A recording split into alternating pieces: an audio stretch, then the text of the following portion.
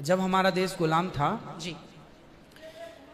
तो एक अंग्रेज ने एक पंडित जी की कनपटी पे बंदूक रखी और अंग्रेज ने कहा, ये पंडित जी यहाँ आओ, तुम बड़े पुजारी हो? हाँ पुजारी हूँ। हिंदू हो? हाँ। आज मैं तुम्हें गोली मारूंगा। पंडित जी बोले, क्यों मारोगे? बोले, आज 4 चीजें तुम्हारे सामने हैं। अंग्रेज ने 4 चीजें पंडित जी के सामने रखी। पहले, पराई स्त्री लाके रख दी, तुझे आज इसके संग रहना है। दूसरा, मांस रख दिया, आज तुझे मांस खाना है। और तीसरा, ढेर सारा सोना रख दिया। इतना सोना तो रोज भीख मांगता है ना, ले जा सोना। और चौथी, दारू रख दी, शराब। इन 4 में एक चीज तुझे लेनी पड़ेगी, नहीं लेगा तो गोली मारूंगा। बोल क्या लेता है? पंडित जी बोले, पराई औरत तो मैं नहीं देख सकता, मार दो गोली मुझे, पर मैं पराई स्त्री के, मेरी माँ बहन, मेरे संस्कार ऐसे हैं कि ये मेरी माँ बहन और बेटी है, ये मैं मर जाऊंगा पर चरित्र में दाग नहीं लगने दूंगा, तो ये स्त्री तो मैं नहीं ले सकता। अब मांस भी मेरे धर्म के खिलाफ है, आप गोली मार दो, मैं ब्राह्मण हूं, मैं मर जाऊंगा पर ये धर्म नहीं छोड़ूंगा। और रहा ये सोना भी नहीं लूंगा, क्योंकि मैं भीख इसलिए बेईमानी करता तो भीख क्यों मांगता? मैं ईमानदारी से भीख मांग के खा सकता हूं, बेईमानी का करोड़ों नहीं ले सकता, इसलिए सोना भी नहीं लूंगा। हाँ, पंडित जी को लगा ये तो पानी है, दारू शराब। अच्छा, उनको दारू पानी लगा। ये तो पानी है। पंडित जी को बेचारों को पता नहीं था कि दारू का क्या मजा है। अब उनको लगा ये पानी है, पिएंगे निकल जाएगी। पानी समझ के पंडित जी ने बोला कि चलो गोली कनपटी में बंदूक रखा है, चलो पी लेते हैं, अभी निकल जाएगी शाम तक।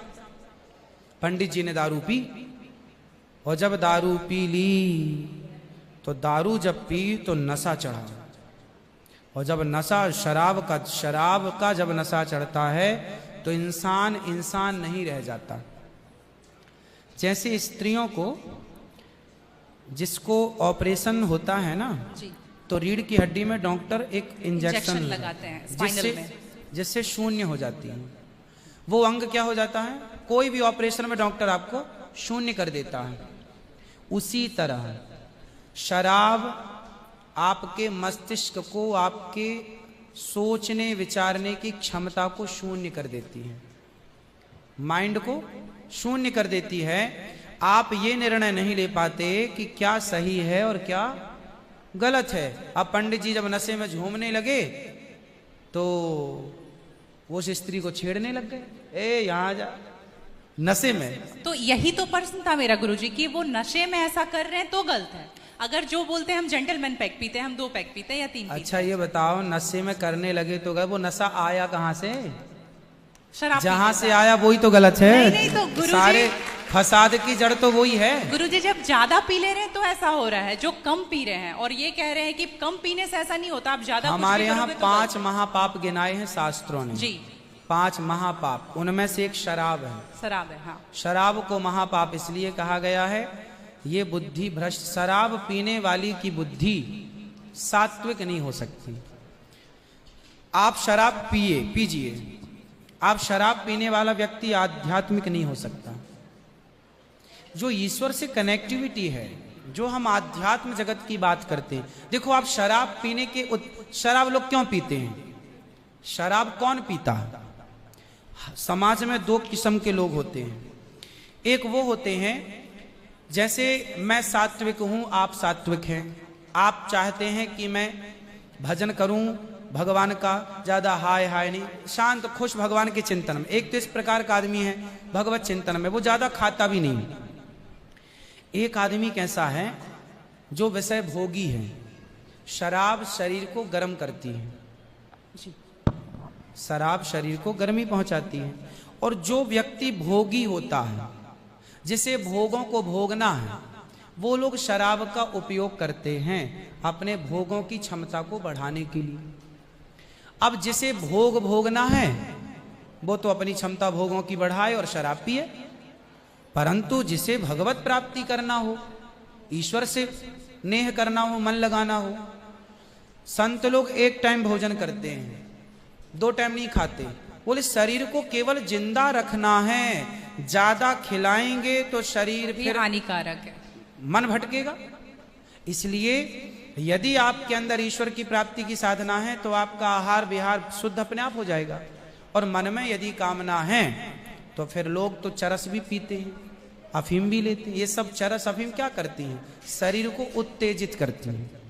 ये सब शरीर को उत्तेजित करने वाले पदार्थ हैं। तो बाकी जितने भी नशा वाली चीज हैं, हाँ। गुटखा, खैनी, दारू जो भी हैं, ये सारे फिर उतने ही इक्विवेलेंटली सब नुकसानदायक है। खैनी से कैंसर होता है, सिगरेट से लंग्स खराब होते हैं। गुल से क्या होता है गुरुजी? किससे? गुल जो करते हैं, गुल क्या होता वो है? पाउडर एक होता है ना? नहीं, वो मैं जानता नहीं।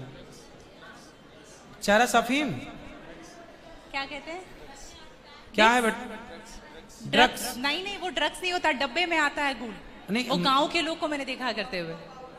हाँ, तंबाकू चूना? नहीं, वो मैं उसके बारे में पहली बार सुन रहा हूँ। अब रिसर्च करना पड़ेगा वो चीज क्या है।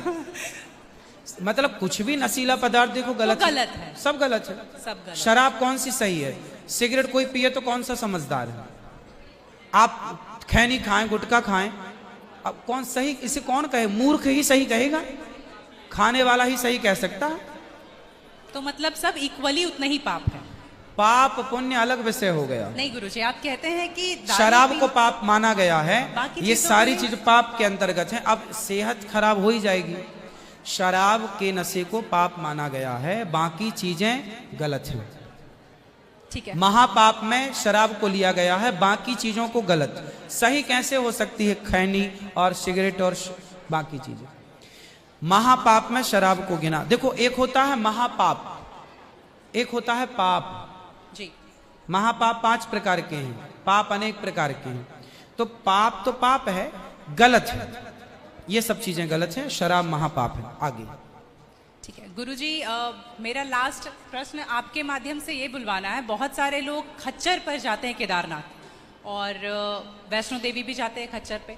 अगर आप देख रहे हैं तो अभी रिसेंट का वीडियोस देखे होंगे, तो उनको चरस पिला करके लेकर के लोग जा रहे हैं। किसको? खच्चर को जी। एक नाक बंद करके एक नाक से पिला रहे हो, और आपको यहाँ पे बहुत सारे लोग एडमायर करते हैं, इवन 11 मिलियन लोग एडमायर करते हैं। अगर आप ये बोल देंगे कि आप धाम जाते हो तो जाओ, लेकिन पैदल जाओ, इनका प्रयोग मत करो, तो मेरे लिए बहुत अच्छा होगा, क्योंकि हम बहुत ज्यादा ही एनिमल लवर हैं। तो ये देख करके लगा था मुझे कि कभी आऊंगी यहाँ तो आपके माध्यम इसलिए से पहले जरूर के लोग जब तीर्थ यात्रा पर वहां केदारनाथ बद्रीनाथ जाते थे तो इस उद्देश्य से जाते थे कि अब वापस नहीं आना है। पहले के लोग जाते थे इस उद्देश्य से कि अब वापस नहीं आना, वहीं भगवत धाम में चले जाएंगे। आजकल इसलिए आज के जमाने में तीर्थ इत्यादि जवानी में ही कर लो। माँ बाप को समय है, पांव हाथ चल रहे हैं तो करा दो, भजन करो मस्त जवानी में, बुढ़ापा किसने देखा। तो समय से सब कर लो, बुढ़ापे में फिर तो खच्चर ही बचेगा। तो बुढ़ापे जो देखो बूढ़े लोग हैं जो नहीं चल पा रहे हैं पर आस्था है दर्शन की, तो वो अपने हिसाब से जाते हैं। नहीं तो गुरुजी हेलीकॉप्टर भी तो है ना? हाँ, हेलीकॉप्टर का बजट सबका नहीं होता। हेलीकॉप्टर से सब नहीं जा सकते ना, उसकी टिकट ही महंगी है, 25-50 हजार रुपये लगता है, लाख रुपए भी लगता होगा, भगवान जाने, मुझे नहीं पता कितना लगता है। अब सामान्य आदमी कहाँ वो 50 हजार की टिकट कटाएगा, वो तो 1000-2000 दे के जाना चाहेगा। तो सबके अपने अपने बजट हैं, पर ये कोशिश करो कि हम अपने पांव पर चलें, हम किसी पर बोझ ना बने। ये सही है कि हम किसी जीव को परेशान ना करें। यदि वो गधा बधा जो भी है खच्चर, वो यदि स्वस्थ है, क्योंकि हमारे यहाँ राजाओं के जमाने में घोड़ों पर ही सवारियां होती थी, रथ घोड़ों के द्वारा ही चलाए जाते थे, तो उन घोड़ों का ध्यान भी रखा जाता था। पंच परमेश्वर कहानी है, जुम्मन से खलगू चौधरी, उसमें एक इक्का गाड़ी की भी कहानी है ना। तो उसमें बैल के द्वारा इक्का गाड़ी चलाई गई, उसका जिक्र है। तो हमारे यहाँ पहले ना, जैसे किसान खेत में जुताई करते थे, जुताई तो बैलों से होती थी। तो बैलों को ना दिन भर जुताई में रखते थे और रात भर उनको चराते थे। रात भर वो अच्छा घास खाएं, दिन भर उनको जब भी गर्मी पड़े 2 घंटे का रेस्ट, 2 घंटे छोड़ दें, वो चर लें, वो पानी पी लें, मतलब उनका प्रॉपर ख्याल रखा जाता था। आज कुछ लोग क्या है, पैसे कमाने के लिए उनका ख्याल तो रखते नहीं है, और वो पैसे लेने के चक्कर में ना उसको भरपेट खिलाते हैं, ना उसका पानी का ध्यान, ना खाने का ध्यान, तो वो कमजोर हो जाता है, मर जाता है कई बार। वही प्रॉब्लम है गुरुजी, वो 5-5 बार चढ़ाते हैं और आने के टाइम पे पूरा पाँव टूट जैसा जाता है और फिर उसका ध्यान नहीं रखते। उसकी खिलाई पिलाई हो, और एक समय होता है, यदि जवान है तो उसको उपयोग में लिया जाए, बूढ़ा है तो उसको रिटायर कर दिया जाए। अब बूढ़े गधे के ऊपर भी लोगों को बिठा कर ले जाएंगे तो एक हर व्यक्ति जानवर हो या इंसान हो, हर चीज की क्षमता होती है, जवानी सबके साथ होती है और बुढ़ापा भी सबके साथ होता है। जी। तो उन लोगों को भी इस बात का ख्याल रखना चाहिए। आप लोग भी अपने पांव पर चलने की कोशिश करें, और कुल मिला के जीव पर कोई भी भार ना बने, जीव मात्र को हम परेशान ना करें। जी, धन्यवाद गुरुजी, थैंक यू।